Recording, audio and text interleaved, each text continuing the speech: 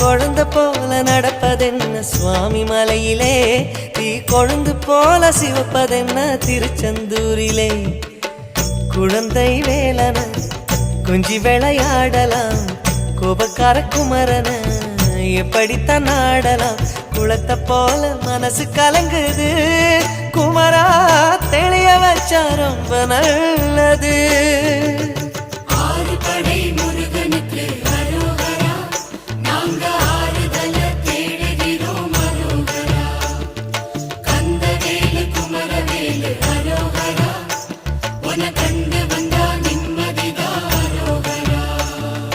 பழனியிலே சந்நியாசி, தணிகையிலே சம்சாரி, ஓம் கணக்கு புரியலையே முருகா, ஓம் கணக்கு புரியலையே முருகா.